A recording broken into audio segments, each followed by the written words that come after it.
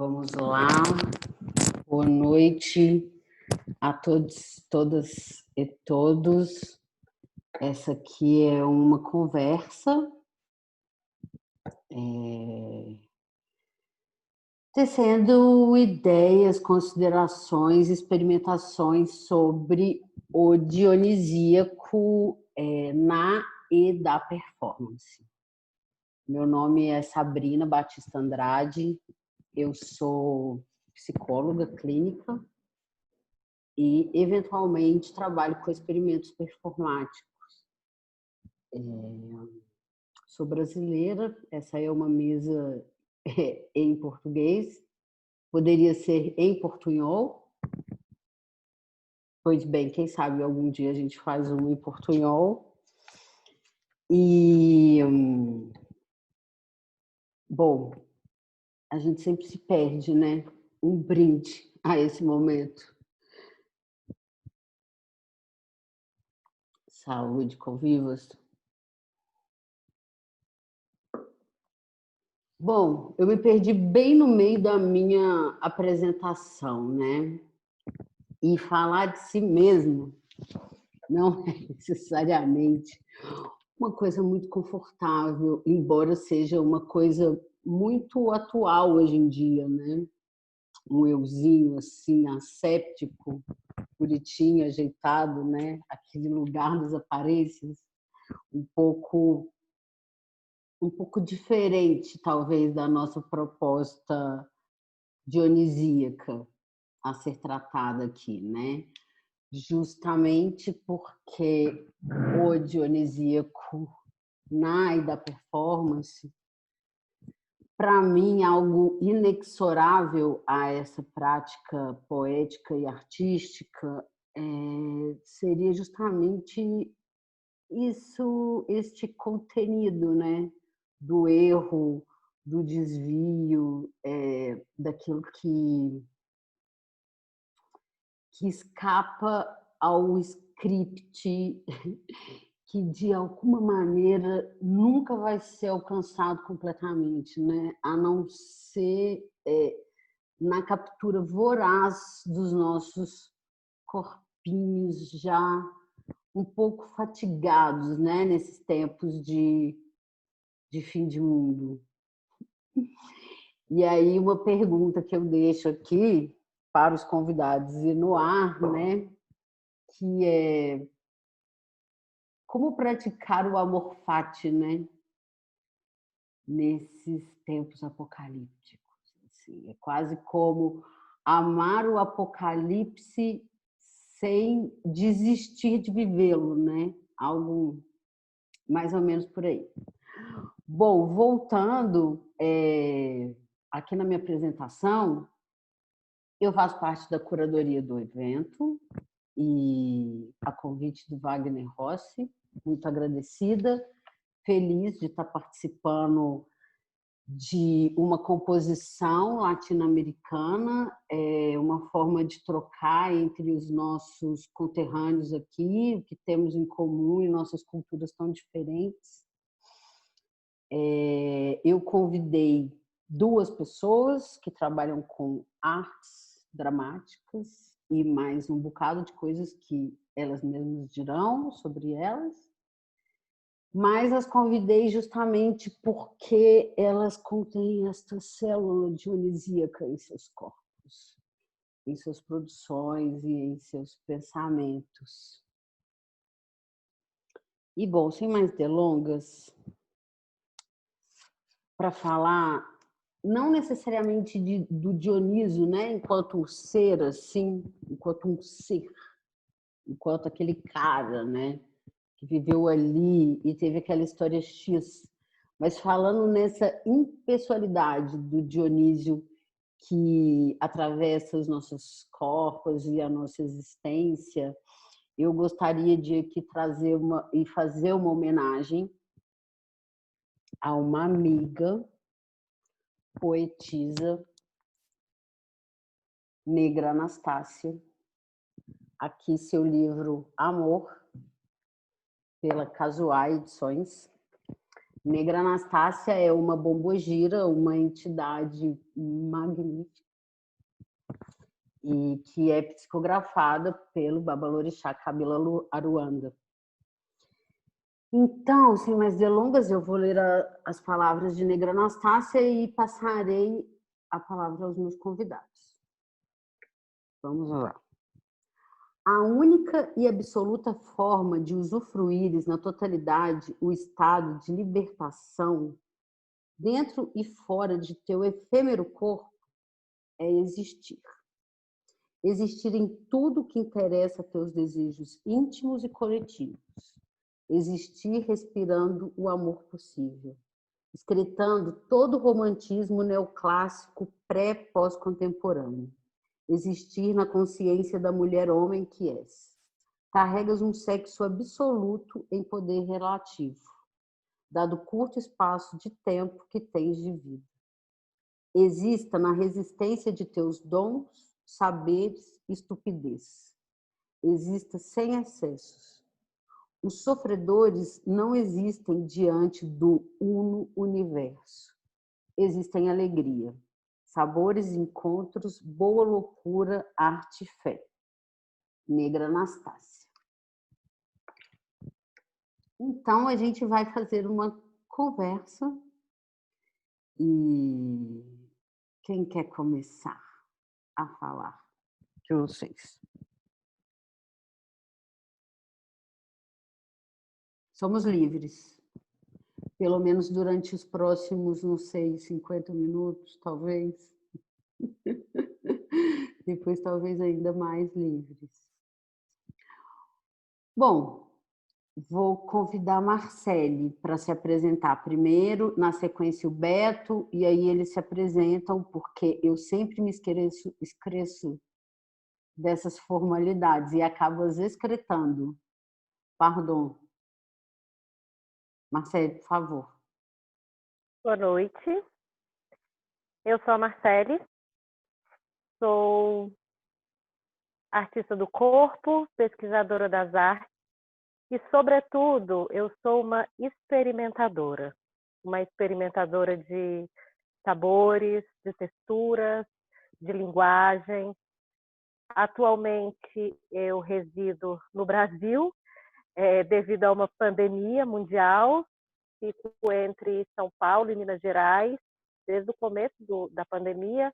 Eu estou nessa transição entre um lugar e o outro, numa performance de longa duração, a performance mais duracional que eu já realizei até agora, e de transformação absoluta do meu corpo, que é a performance gestacional, né? Então, desde o começo da pandemia, eu engravidei, e atualmente eu estou no meu 9º mês, no final do ciclo da minha gestação, com 26 quilos a mais, uma transformação absoluta do meu corpo, uma transformação absoluta de todas as perspectivas que eu tinha antes.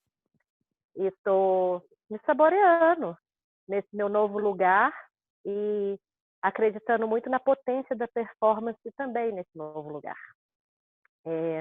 Bom, eu tenho uma banda de música acidental chamada Banda Fisiológica. Essa banda, ela é uma banda de São Paulo, né?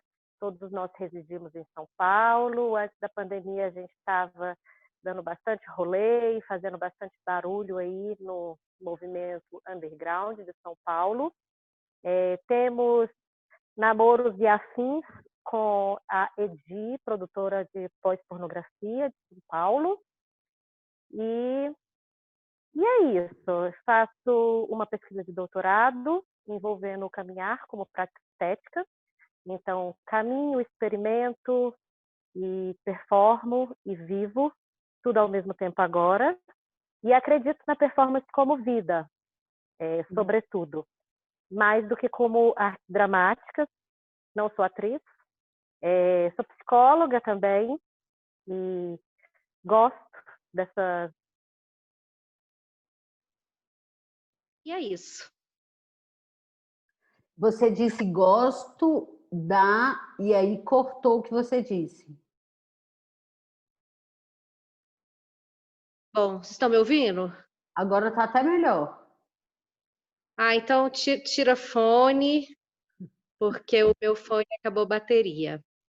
E gosto e gozo dessa função, que é a psicologia também, como uma prática de vida. Acredito que performance, psicologia, vida, arte, estão tudo no mesmo caldeirão dionisíaco. Uhum. É isso. Massa. Beto Eiras. Bom, boa noite. Meu nome é Beto. Eu sou de Olinda, Pernambuco. Estou aqui, nesse momento, em São Paulo, quarentenado também. Bom, eu tenho uma formação assim muito variada e múltipla, assim.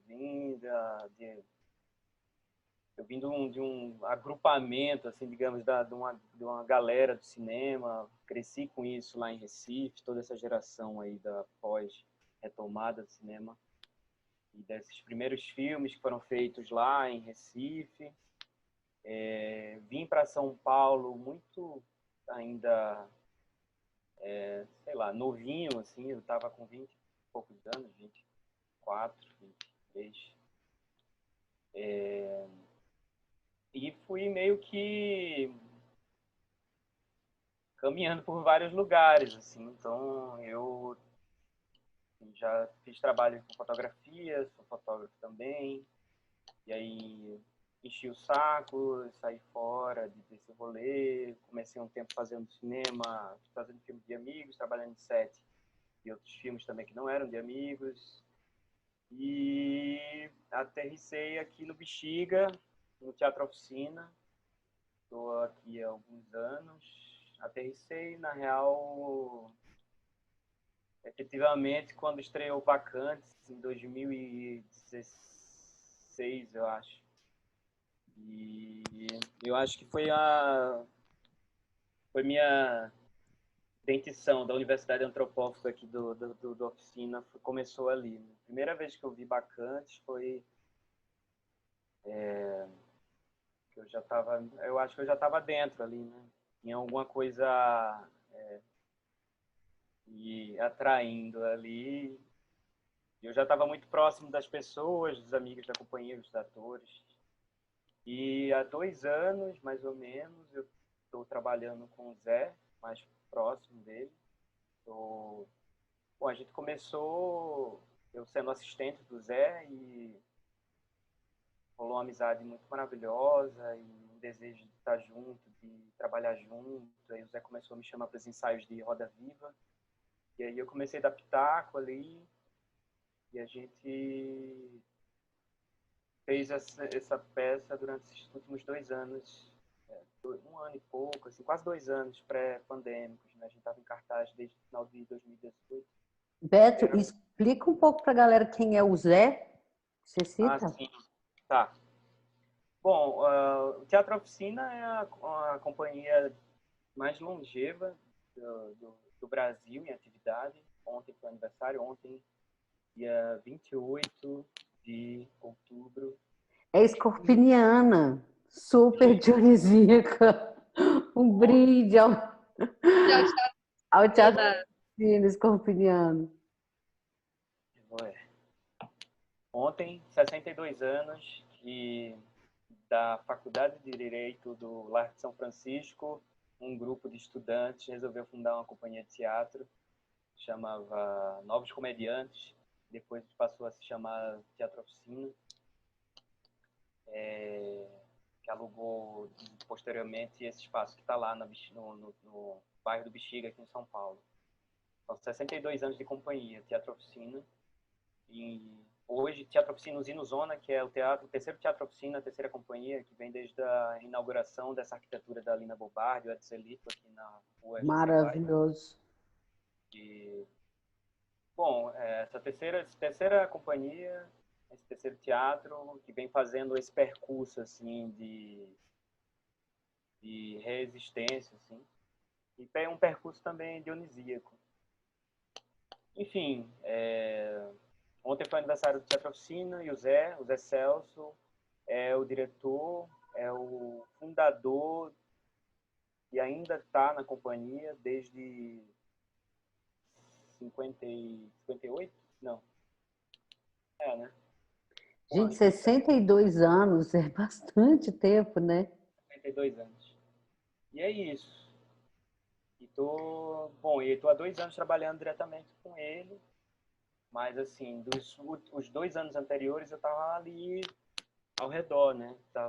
Fotografei espetáculos, estava junto, entrava nas peças, atuava junto como coro, como público atuador, como sabia as músicas bacanas de cor. Sobre essa coisa do dionisíaco, né?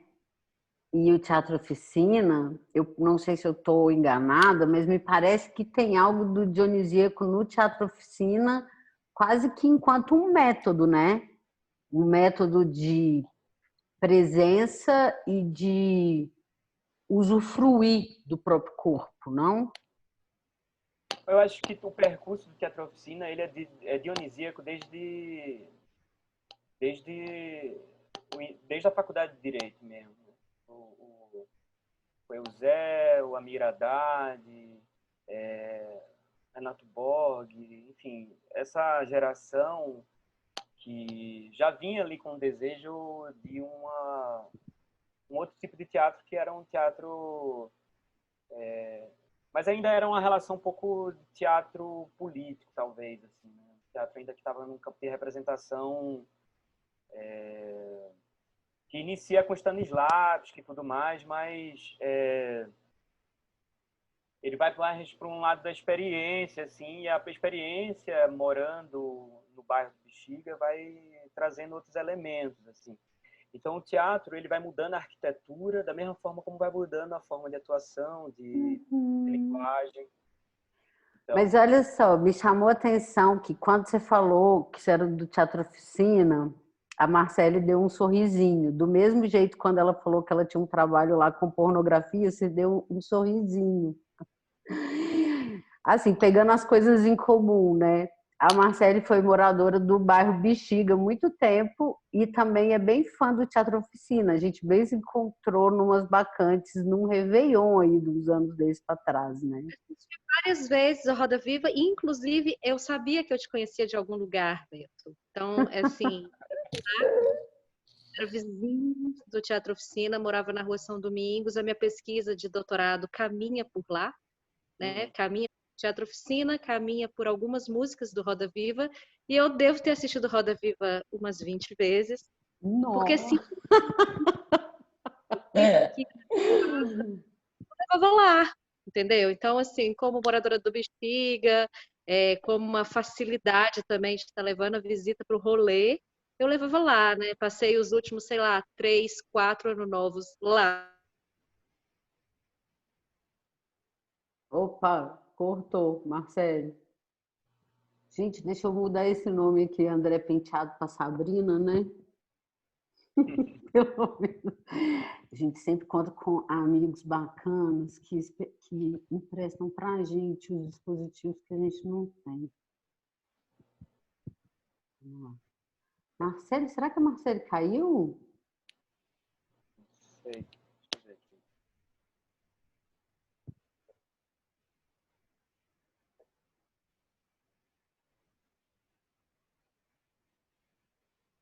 Marcele, olha, eu sei que ela está lá em... Eu acho que caiu. Ela está em Lavras Novas, né? Não sei como é que é a internet lá nessa serra.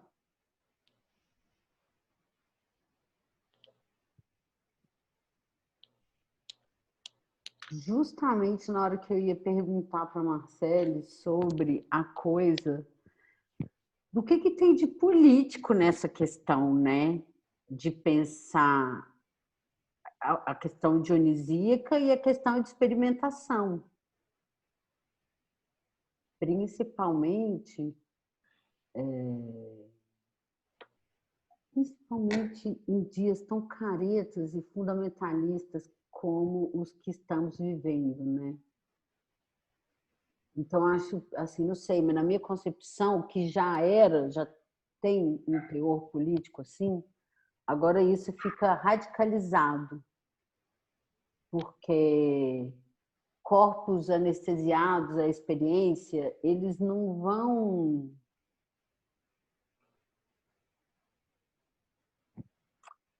Como é que eu posso dizer? Eles não vão ter uma percepção assim, né? Talvez tão acurada para os movimentos políticos, assim. Eles vão estar mais, digamos, eu não sei se eu estou sendo injusta dizer isso, mas assim, eles vão estar mais sujeitos a um processo de captura e de alienação. Eu acho que eu acho que um lugar que permite essa experiência, essas experimentações, elas vão proporcionar enfim, encontros e possibilidades de novas experiências com o corpo, e isso quanto linha histórica, assim, pensando assim no início, eu vejo uma coerência ética desde o início, assim, se agora falando do Oficina, se a companhia tem 62 anos, ela passa por um momento em que ela visita todos os clássicos, assim, Chekhov, Brecht e Stanislavski e tudo mais, depois ela precisa viver uma outra coisa, então por isso que vem o modernismo e vem Oswald de Andrade como figura fundamental para trazer uma nova experiência. Descolonizar um pouco desses clássicos internacionais. Porque eu acho que a própria linha de experimentação pulsional que estava ali, de estar aberto aos atravessamentos de tudo, trouxe isso. Não foi uma coisa pensada, agora eu vou descolonizar. Com certeza, acredito. Vamos falar, né, assim, um agenciamento coletivo de enunciação, aquelas que vai trazer para o Deleuze e o Guattari. A coisa acontece quase que como um ar do tempo, né? Ela se amarra a vários processos e constitui uma enunciação, assim, tem uma materialidade ali. Eu vou até, por aproveitar que a Marcela não está aqui, para pegar uma coisa que eu acabei de ver aqui no vídeo, que está aqui em cima, um livro.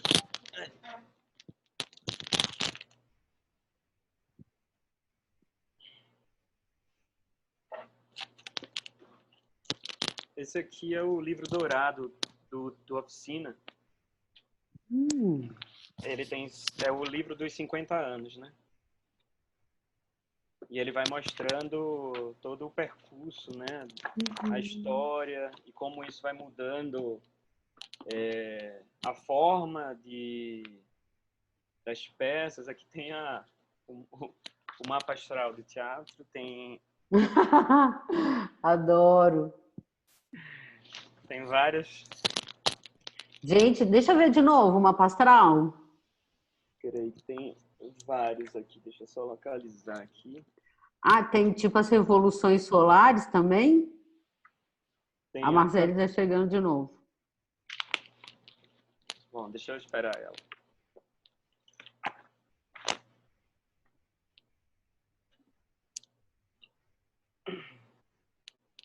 Marcele.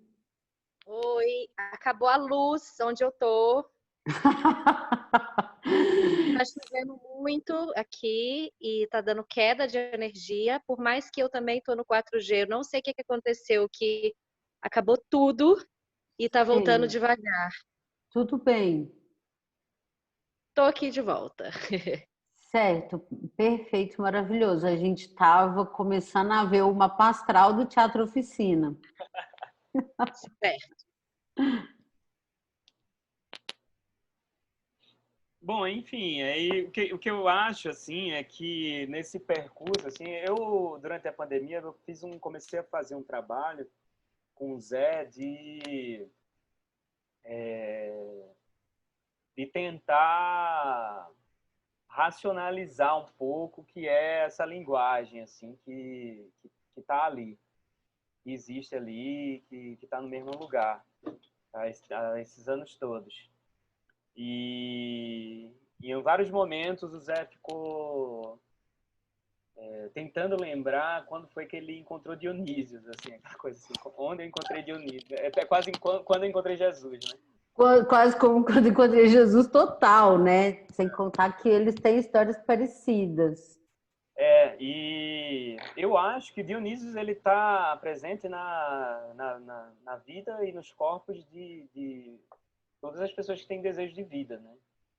A vida, o desejo, a dança, a alegria, a felicidade, o amor, ela é dionisíaca. Ela é a força ativa que ela vai trazer um novo corpo, né? Então, ele ficou tentando lembrar, e essa última companhia agora, o Teatro Oficina Zona, que inicia na retomada, que inaugura com a abertura do teatro em 93, com a estreia de Hamlet, que já é uma tragicomédia orgia, que é como a gente chama a linguagem do Teatro Oficina. É uma tragédia orgiástica, é uma comédia. É uma tragicomédia, orgia.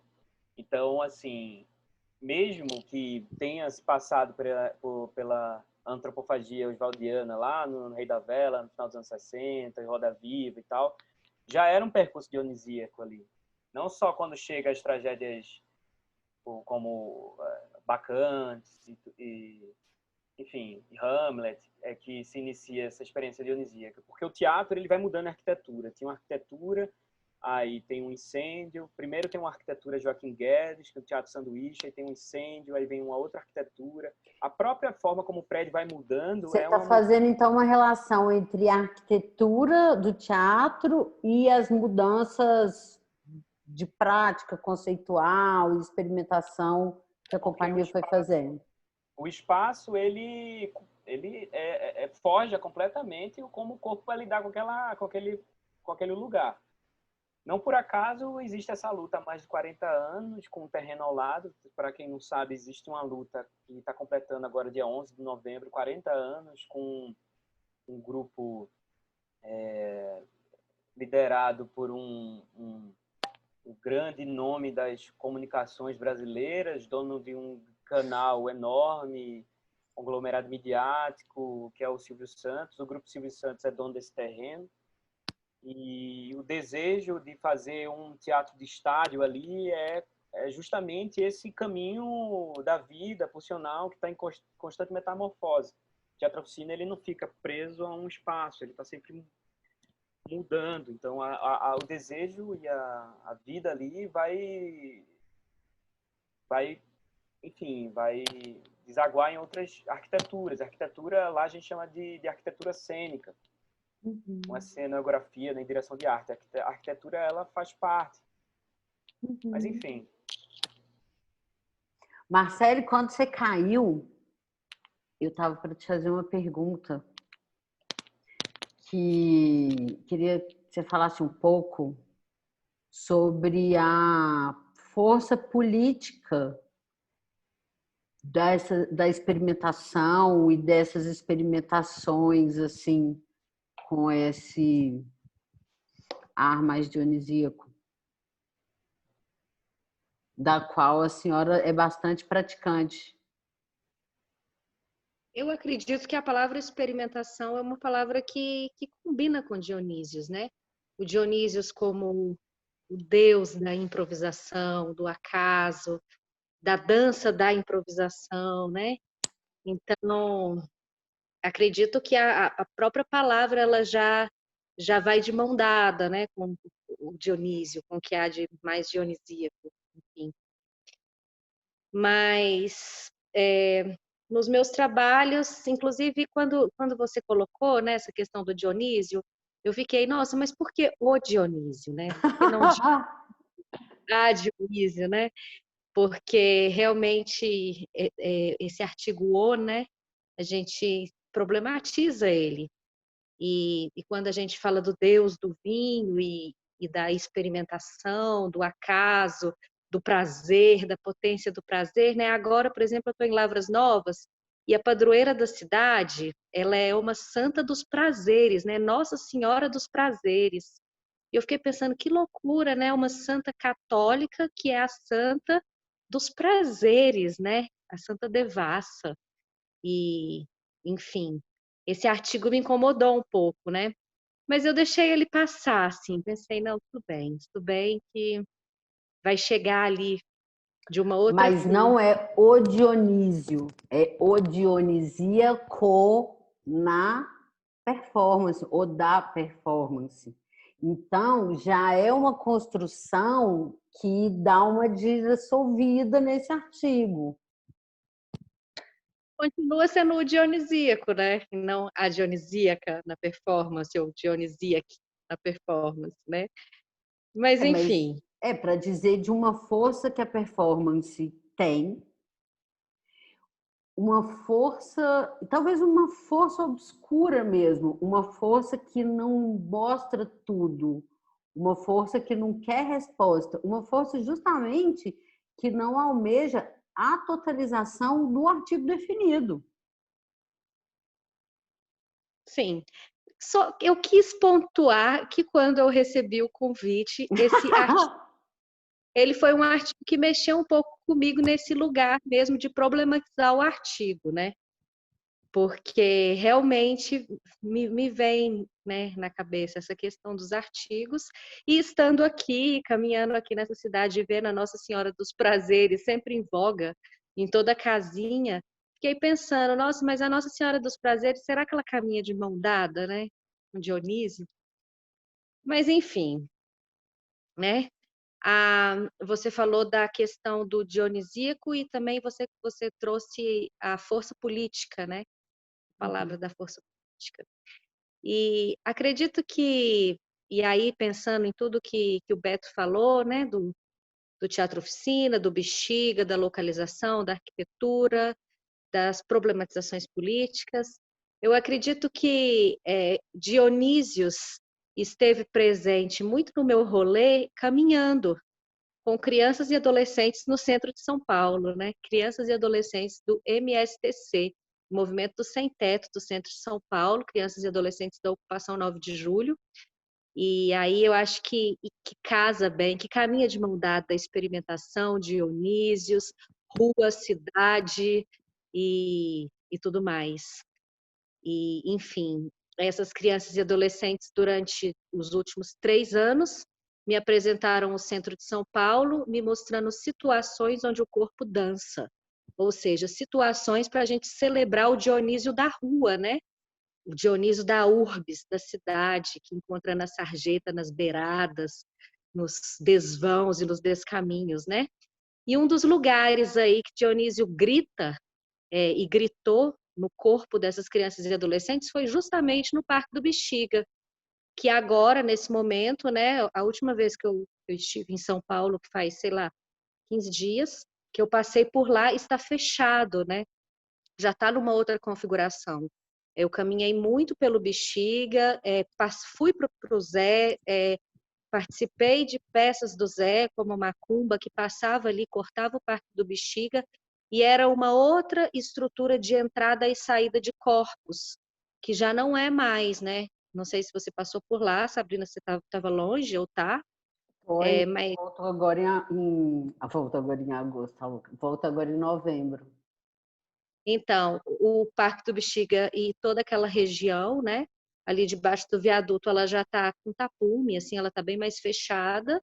Aquele lugar onde acontecia boxe, acontecia futebol, teve oficinas de dança, de pelvis, está monitorado.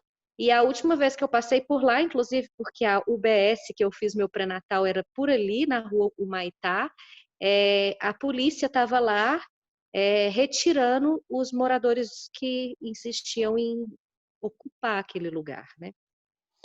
É impressionante como que as forças reativas se aproveitam das fragilidades, né?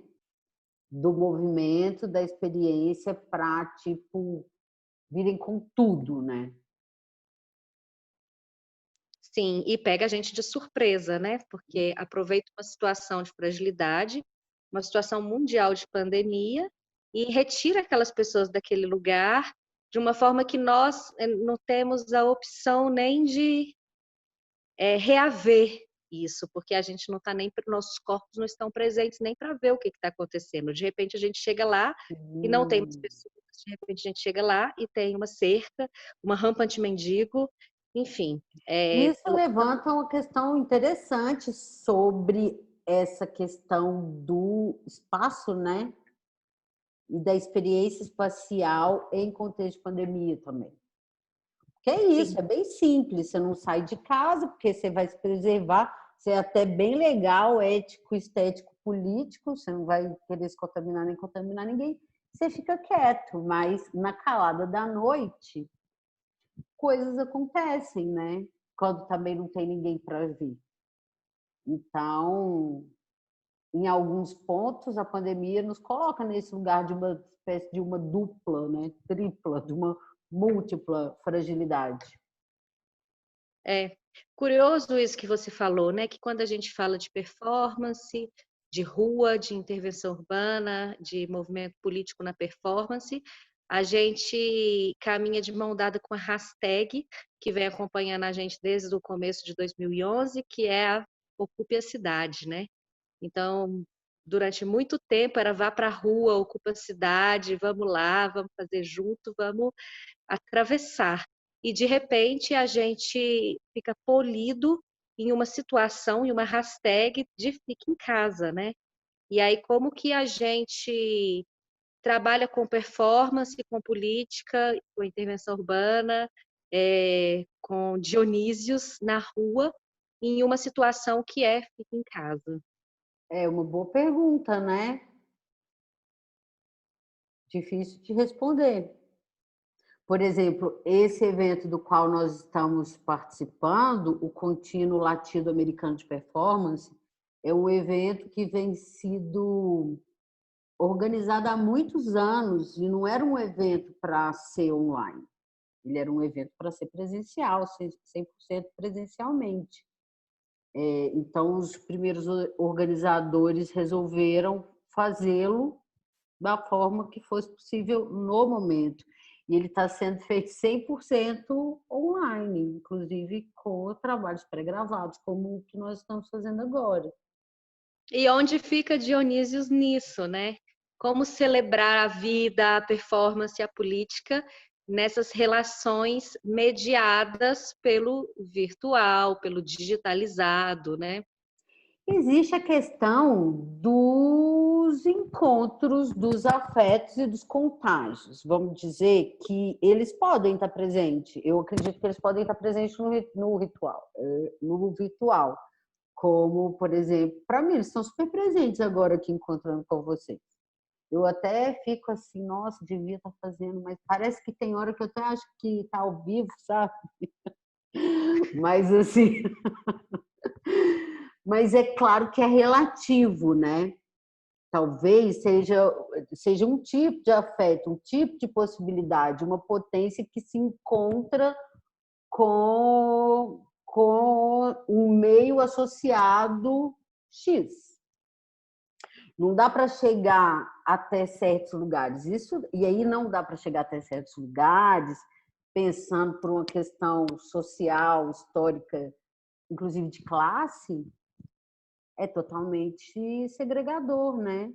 Porque não ocupando a cidade com corpos, né, mesmo ali vivos, presentes,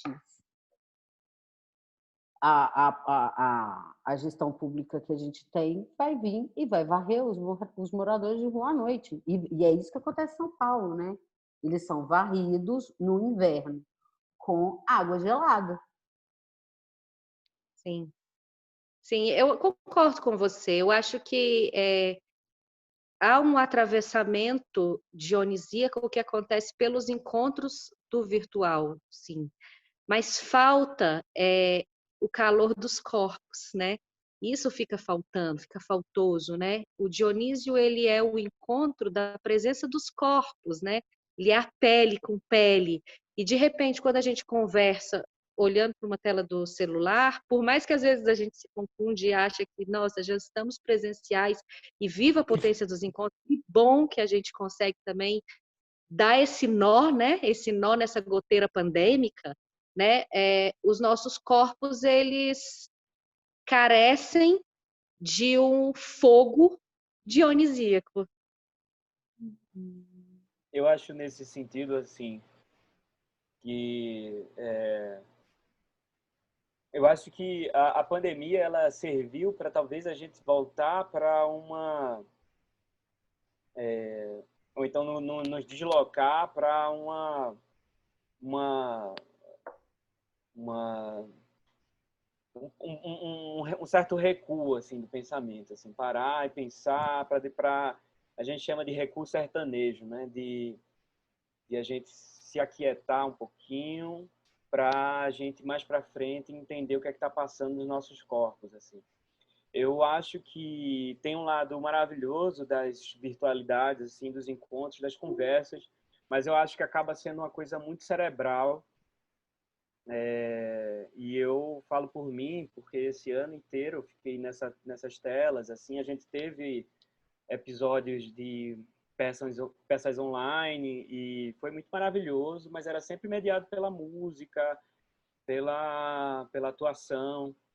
E nesse sentido eu acho bom, porque a gente vai sacando também como essas forças elas vão batendo na gente, como a gente está se privando também desses encontros, como isso, como a gente precisa da vida, assim, como a vida ela não pode ser negociada.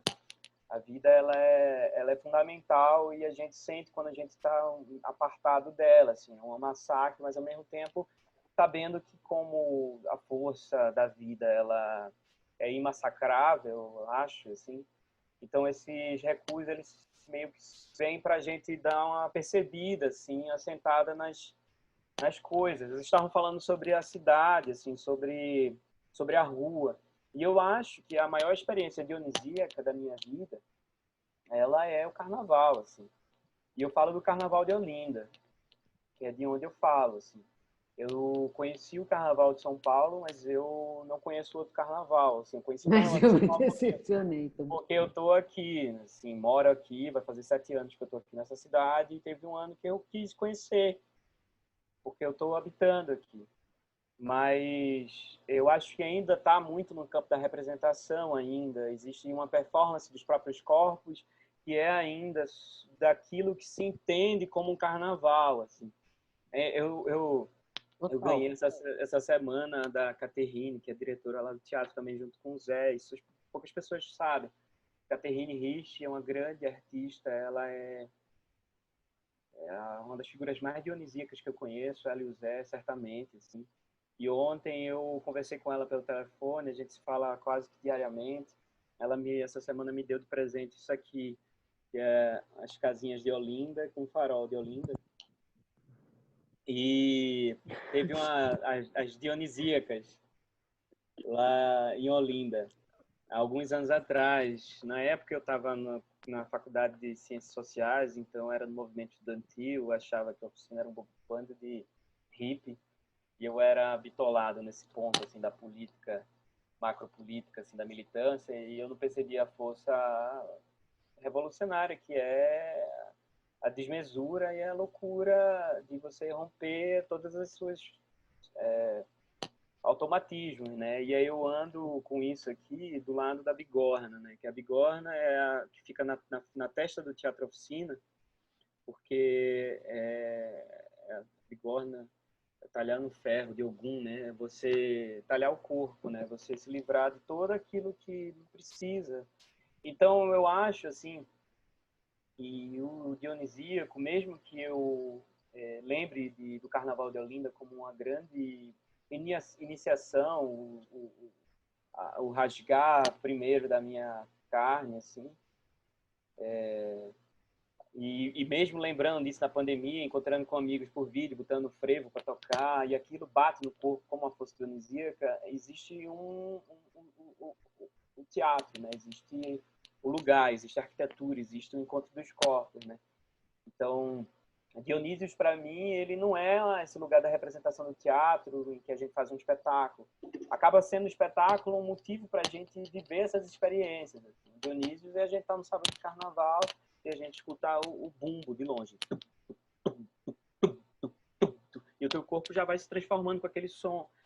E os clarins, e as orquestras de frevo, à medida que você vai se embriagando, o teu corpo vai mudando, aquilo ali você vai entrando num ritual, numa força que é de você romper com essas fronteiras da representação, dos personagens, do eu não posso, eu não sei dançar, eu não sei... E isso não existe. Isso não existe... Foi por isso que, desde a primeira vez que eu vi Bacantes, eu me senti um ator. Então, quando você vê uma música, você começa a dançar, você vira um ator. O ator não é aquele cara que passa 10 anos, 5 anos na universidade, e depois faz cursos de atuação, faz canto. Não, isso aí é outra coisa. O ator, enquanto dionisíaco, para mim, ele é aquele que vive a vida, é aquele que vive a força que essas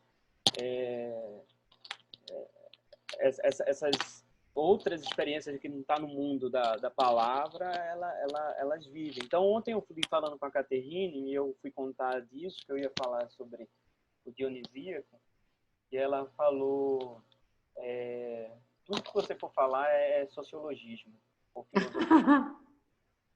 É ideia de um corpo, né?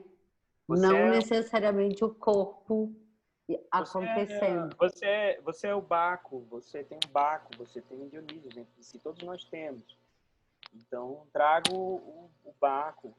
É a força da música, enfim. Mas isso, assim, desde de uma senhora de 70 anos que está vendo o espetáculo, ela começa a mexer o pezinho. Para mim, aquilo ali é muito mais dionisíaco do que a pessoa que está mais inserida no personagem, ou que canta, e os grandes sopranos do coro. A gente tem um negócio que é o coro, né, que é fundamental para os espetáculos desde Roda Viva, em 68. Né? Então, o coro ele tem a única função, que é um coro dionisíaco. Ele é um coro de bacantes e de sátiros. Eles existem para corifear o público, para dar vazão àquele corpo dionisíaco que está ali, batendo com esse modo de subjetivação, que é o modo de subjetivação da morte, que visa recalcar toda essa vida que está obstruída, está soterrada. Então, eu acho que a gente usa a performance, assim, falando da gente, a minha experiência lá no Teatro Oficina, para a gente viver essas experiências. A dramaturgia, ela serve como uma fabulação de um modo de existência.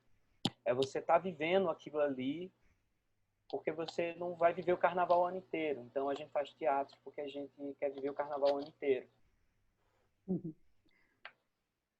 E a performance, sobretudo, é a presença, né? Então, quando a gente está lá no campo do sociologismo e do filosofismo e dos ismos todos, falando e conceituando sobre performance, né? O que é a base da performance? É a presentificação do corpo. A performance é o campo da presença. A gente trabalha com a performance no tete-a-tete, né? Esse ano, por exemplo, a Banda Fisiológica fez uma live apenas, foi incrível, foi maravilhoso, enfim, num festival muito legal, independente, mas faltou aquele lugar do tete-a-tete, da conversa, né? Então, a gente tem uma música nossa que é Eu Mataria o Presidente, né? Então, a gente falava, eu mataria o presidente, e passa para a galera o microfone para a galera falar como mataria o presidente, né? Aí, de repente, a gente está numa live, aí tá. E aí, como a gente mataria o presidente? E também, a gente deixa esse matar o presidente ou mataria o presidente registrado nesse lugar aí do virtual, dos hackers e de tudo isso, né, que engloba falar que a gente mataria o presidente, sendo que se a gente está no presencial ali, a gente pode falar do que a gente quiser, vai assistir ali quem está ali naquele momento, e todos somos cúmplices, e todos estamos lado a lado nesse ritual de cumplicidade, que eu acredito que o virtual, ele compromete a gente, né? A gente até desistiu de cantar Eu Mataria o Presidente, porque a gente achou que poderia ser uma briga grande demais com os hackers e com os Instagramers e os YouTubers todos. Sim, a gente não vive um momento realmente fácil, né? A gente vive um momento de muitas restrições, de muitos acuamentos,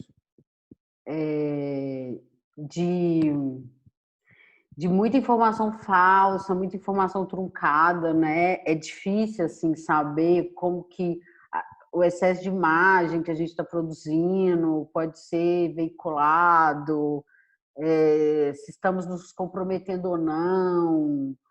Realmente parece que assim, no pior sentido da palavra, a gente está viajando numa nave louca, né? Sem ninguém no comando. Porém, todavia, entretanto, estamos aqui, né? E, de alguma maneira, estamos porque escolhemos, né? Estamos porque desejamos, e isso também constitui uma afirmação da vida. A gente precisa encerrar em alguns minutinhos, uns 3 minutinhos, então, se vocês quiserem fazer umas considerações finais, assim, rapidinhas, para a gente ser legal com a galera do encontro, fazer bem bonitinho no horário. Foi muito rápido, né? Foi muito É rápido ainda. muito rápido o encontro de 1 hora, muito rápido. Né, foi muito rápido, teve esse apagão aqui, né? Que é o lampejo vagalume da improvisação. Mas eu acredito que realmente, assim, quando você fala do dionisíaco, de uma conversa dionisíaca, do dionisíaco na performance, o que me vem é mesmo esse elo com a experimentação e com a improvisação, que era o que eu queria falar, digamos assim, né? É claro que a gente está aqui também como uma forma de resistir e de estar junto, mesmo estando separado, e é claro que é válido, mas eu não vejo a hora de poder estar participando aí dos festivais, fazendo meus trabalhos e olhando para as pessoas e encostando nas pessoas e problematizando e sendo cúmplice, né? A gente não deixa de ser cúmplice nesse momento, até porque poucas pessoas assistem esse tipo de material. Então, é isso aí. Grata, Marcele, por você ter vindo. Bom, gente, obrigado. Eu sempre vou lembrar da peça de Bacantes como um roteiro vital assim, para a minha vida. Então, vira e mexe, eu vou lá e ponho no YouTube para assistir durante essa pandemia. Sexta-feira eu peguei, fiquei bebendo aqui sozinho com meu cachorro e fiquei assistindo a peça. E eu não sei, eu acho que é porque eu convivo com pessoas que foram muito massacradas, assim, que estão fazendo teatro há mais de 60 anos e passaram por tortura, ditadura, exílio. Então eu tendo a encarar como uma tragédia dionisíaca mesmo, que faz parte da vida. Então eu tendo vi fazer uma virada disso. Então no começo de Bacantes, antes de entrar em cena, entrar o primeiro ato, que é o coro dionisíaco, Dionísio chegando, né, em Tebas, a gente sempre cantava lá fora, que era: quem disse que a escola de samba não sai, não tem cabeça pra pensar. Quem disse que a escola de samba não sai, não tem cabeça pra pensar. A escola vai sair, tá, tá, tá, tá, tá, tá, tá, tá, e o povo vai cantar, tá, tá, tá, tá, tá, tá, tá, tá, e eu vou gargalhar, quá, quá, quá, quá. E tem uma outra música que eu amo muito, que é o canto 8 da peça, que é o momento que a adoração entra em cena, e que para mim é lindo, que entra uma atriz com as asas de ouro, assim, e a gente começa a cantar: adoração, santa, adorada dos deuses, adoração, tuas asas de ouro, a terra